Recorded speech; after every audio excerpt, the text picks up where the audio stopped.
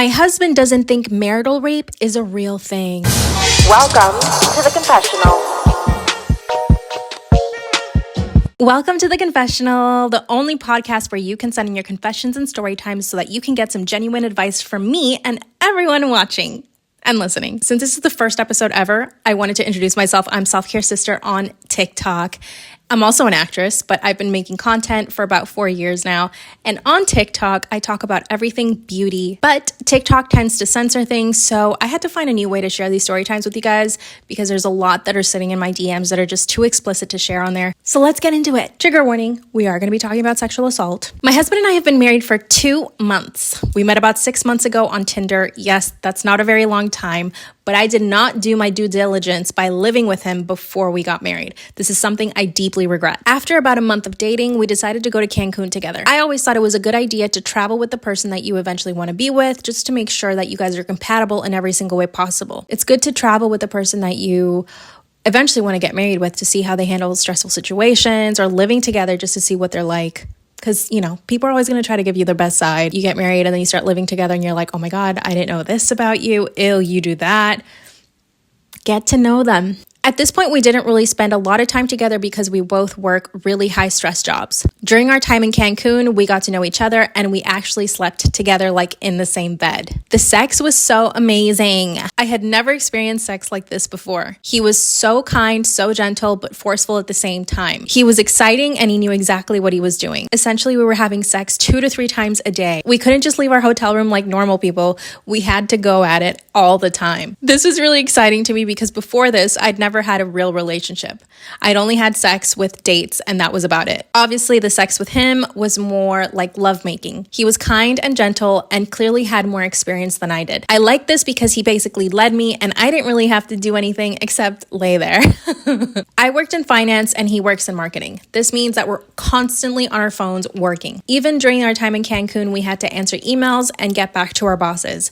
I didn't mind this because he understood exactly what I was going through and I understood what he was going through. A couple of months later, he decided to propose, and fast forward to now, we're married. The first thing I wanted to do was immediately get pregnant. He convinced me that we should wait and we should just enjoy each other and just get to know each other. Fair enough. He's very type A and I'm very type B. He loves to have a clean apartment, clean kitchen, clean bathroom, clean everything. Absolutely no clothes in the hamper. Whoa, that sounds amazing. I, on the other hand, love to cook. So I'm usually the one cooking. He's the one cleaning the dishes. Because of this, our living situation has been very harmonious. The only thing that has gotten us into a little bit of trouble is the sex. He constantly wants it. And when I say I don't want it, he starts to get suspicious. He'll say things like, why don't you want to have sex with me? I thought you were attracted to me. I've never felt him be insecure up until now. And the problem is that I'm coming up on a huge deadline, which means I'm really, really focused on my job. The last thing I really want to do is jump into bed and have sex with him for about 3 hours because that's how long he can last. Girl, that's a long time. But I understand. If you're working and you really want to get your work done, the last thing you want to do is jump in bed and have sex. I told him that I was too busy and he got really angry one night. That's when he asked me if I was masturbating or if I was doing something else without him. I said, of course not. I told him, you know exactly where I am all of the time. Essentially, I offered to give him a blowjob so he could calm down and he said yes. But it took him forever to orgasm. I was already super stressed and I could hear my phone in the other room pinging. Essentially, my boss is texting me and I'm literally giving my husband a blowjob. After he was done, he said, thank you. Was that so hard? The following night, we had the exact same problem. I had a project due and I could not physically get off of my laptop. But when he came home from work, he was stressed and super tired. He said, come to bed and then you can keep working. I told him there was absolutely no way I could get off my laptop at that point, and if he could just have patience until I was done working. He said that he'd probably be in bed and that he'd probably be sleeping. I told him that wasn't fair considering I had just given him a blowjob the night before. That's when he said that he expected sex from me every single night. That's when he closes my laptop, grabs me by my arm, and leads me into the room. The whole time I'm telling him I really don't have time and I really don't want to right now. Then I told him, fine, but only for 20 minutes, not for 3 hours. He laughed and said, "You know, you're lucky I can do that." To be honest, I found this a turn on, but at the same time, I was super stressed out and I knew I needed to hurry. For the next hour, he essentially did whatever he wanted, even though I was telling him to hurry up. On 2 occasions, I told him to stop and he said, "Come on, just let me go for 10 more minutes." But after it was all said and done, I felt really shitty. I didn't want to do it in the first place, and I wasted a whole hour waiting for him to finish. I was really upset and I told him that he was being really selfish. That's when he said, "You're my wife and you have your duties towards me," and that he needed to figure out a way to please himself because I was very busy with work. Then he closed the door in my face and went to sleep, while I got on my laptop and worked for another 4 hours. Luckily, I got a raise and a promotion at my job, which is what I had been working for about a year. The weekend rolls around and my bestie and I were gonna go get some dinner. I spent an hour getting ready, I looked super hot, and I was about to walk out of the apartment. That's when he stops me and says, "Let's do it before you leave." Ugh. He said there was no way he was going to let me leave the apartment looking like that without doing me first. I said absolutely not. My best friend was already waiting for me downstairs, ready to go to the restaurant where we had reservations. But without warning, he lifted up my skirt and just put it in. I couldn't believe that even though I had said no and I was literally walking out of the apartment, he still stopped me. I told him to stop 2 times and he didn't. Luckily, this time he was really quick and I was able to get out of the apartment. I told my best friend about it when we got to dinner and she said that that was rape. Then I explained to her that this happens all the time and that usually no is always a yes. But it's not like I really mean no. It's just more like, "No, come on, hurry up." Not like, "No, I actually don't want to have sex." My best friend told me that this was still rape and that even though I'm his wife, I have no obligation to have sex with him. Much less do I have the obligation to let him have sex with me every single time he wants. I was stunned at this. I actually had never thought that it was rape. When I got home, I told my husband that what he did was technically rape, marital rape. And that's when he said, marital rape doesn't exist. It's a husband and wife, and what happens between them is sacred. No one can know, and he told me that I should never tell my best friend what happens between him and I. My husband does come from a very traditional family. They are very religious, and they believe in certain things. That's when I pulled out my phone and showed him that marital rape is actually a thing. He read it, scoffed, and walked away. Since that night, he's done it a couple of times. But not that I really fight back, I just say no, only because I don't have time. But now that I think about it, he's done it so often that it becomes so routine. I don't want to consider divorce because I do love him. But at the same time, if I say no, it should be no, right? I think that the best thing that you guys can do is get a couples therapist and discuss it with the couples therapist, because this isn't something that you can go talk to his parents about and, talk to your parents about it. I think it's good to get somebody else who's a professional and who probably has more experience on the topic can share with you guys their advice. Communication is key. You watching or listening, leave your comments, let us know what you think. But let me just say something. Good for you for talking to your best friend about it, because this is not something that you should keep to yourself. This can't be taboo. Marital rape is a real thing, first off.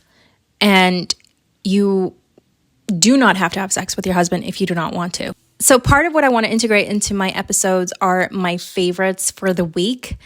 And I really want to talk about beauty or just food or clothes or whatever the case may be. And I think this is a fun way for me to bring back in some of the beauty and lighten up the conversation, because sometimes we're going to be talking about heavy topics. So this is my way of doing that. So let's get into that. I have been obsessed with these Sodalees. It's a prebiotic soda. I'm in Australia right now, so honestly, I don't even know if this exists in the US. It's from a brand called Remedy. It's got 8 calories per can, no sugar, and it has prebiotics. So, oh my God, it's so good. Okay, if you don't know this about me, I'm doing IVF here in Australia. That's why I'm here. Really focus on consuming as many antioxidants as I can during my day, which means supplements, but also antioxidants from berries, antioxidants from matcha, antioxidants from superfoods like blue spirulina, blue algae, all that good stuff. So number one, I think you should have antioxidants because not only is it good for fertility, but it's also good for your skin. In terms of beauty, in Beauty Project, this is like an affordable brand. It's made in the US and it's cruelty free. It's a mineral sun glow. And the reason I like this is because it's SPF 43 P+++, which is good on the spectrum. It's broad spectrum, so it protects you from both UVA, UVB, blue light. That's exactly what the PA+++ means. Next is the Huda lip gloss. I wore this today in the video. I love this because you need a little bit, but it's almost too pigmented. If you put too much of it on, it's too much. It just looks like you've got caked on lip gloss because it's so pigmented, because it's got color in it, but it is so beautiful. Time for Q&A. I have really oily hair, and usually I'll wash it one day. The next day it's super oily again. Can you help me with this? Absolutely, babe. Scalp care is one of my specialties. Number one, what type of hair do you have? Do you have fine or thick hair, coarse hair? You need to figure out what you have, and you can just do that by putting your hair. Basically, you want to know what your hair porosity is. So if you put a piece, like an inch of your hair, clean hair, into a glass of water, if it sinks or if it floats, that's how you'll know what kind of porosity you have. I have oily hair. I suffer from hair loss. I have alopecia androgenica. I like to oil my scalp with rosemary 4 times a week. Now, yes, that is a lot, but like I said, I have hair loss. If you don't have that, then you can probably do once or twice. Oil your entire scalp and massage it in for 5 minutes. Number 2, use a scalp exfoliator. There are so many good ones out there now. I have so many linked in my Shop My and my Amazon, so you can shop any of those. I have affordable as well, or you can make your own. You can make it with bicarb and salt or sugar. But I would say be careful with that, because those can be a little bit too rough, and it can over exfoliate, and you can be left with little micro tears in your scalp, which is not good. So I would definitely recommend buying a scalp exfoliator. And then with a scalp massager, I like to wash my hair 3 times. And to finish off the episode, I love speaking affirmations. I do this before I go to bed, sometimes when I wake up, especially when I go on my walks. And my favorite one ever, and I know you guys have heard this one before, but I'm going to say it. I do not chase, I attract. What belongs to me will simply find me. So if you want, repeat that to yourself, but really have a vision and feel the thing you want to feel when you see that vision, when you get to that place where you want to be, when you have that thing, or when you're with that person, or whatever it is you're trying to manifest. See the thing, feel it, and say it. If you're wondering where you can send your story times, for now, let's keep it on Instagram. Tell me your story in sequential, chronological order, and give me as much detail as you can. The last thing I want to do is have to DM you back and ask you for more information, which is usually what I have to end up doing anyway, but it just takes a long time. And then I have to take whatever you say and then transcribe that into my own script so that I can make sense of it, so that I can put it in order, so that I can just essentially have it ready for me to read it off my laptop for you guys like I did today. So if you want to send me your confession or your story time, whatever it might be, or if you have questions about beauty, let me know. I really want to say thank you. I appreciate all of you, and I just want your support. All I ever ask for is your support. So please share this. Go follow me on all my socials, watch my content, give it some love, and recommend this podcast to your friends, and give it a review. I would really, really, really appreciate that. I love you guys so much, and I can't wait to see your next confession or story time coming in to my DM. Oh, and if you want to follow me on all my socials, it's at Ester Tania J. So ESTERTANIA letter J. Bye, guys.